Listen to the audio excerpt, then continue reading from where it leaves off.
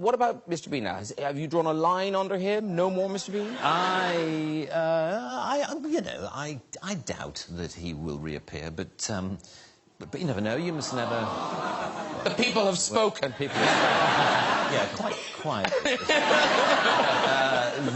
But, you know, you must never say never again. A film, as Jeff mentioned, that I was in.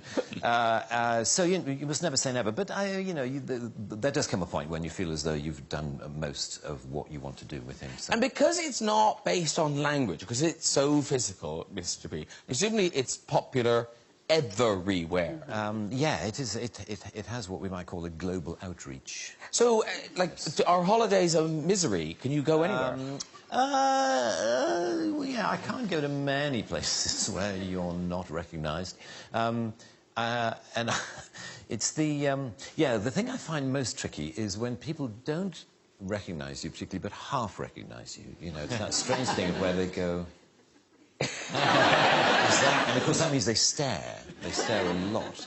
And they just look. You're sort of feeling, I wish that person wouldn't stare at me. So, you know, I'd rather just, you know, hold up a flag saying, yes. Yes, it's me.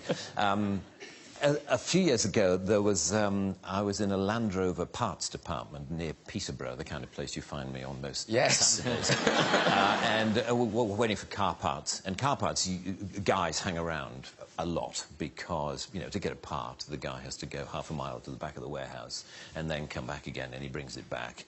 And he says, this is the left-hand one. Oh, you wanted a right-hand one. Sorry, I'll go. And back he goes, and it takes forever. Anyway, I was standing around with a group of guys, and I could see this guy doing that.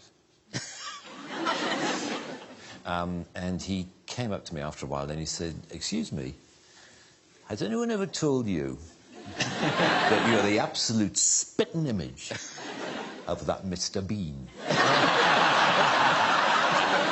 I said, well, actually, I am the actor who plays Mr. Bean. And he said,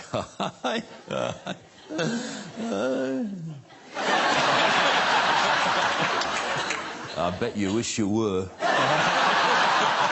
And there followed this bizarre conversation in which the more I tried to claim that I was the person whom he thought I merely resembled, the less he believed me.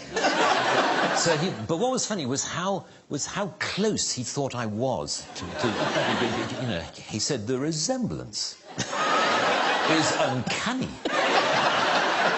Have you ever thought of doing any, you know, look-alike work, like, you know, Stag Nights and Hen Nights? You know, you can go along as Mr. Bean. And I said, no, and he said, because you can make an absolute fortune.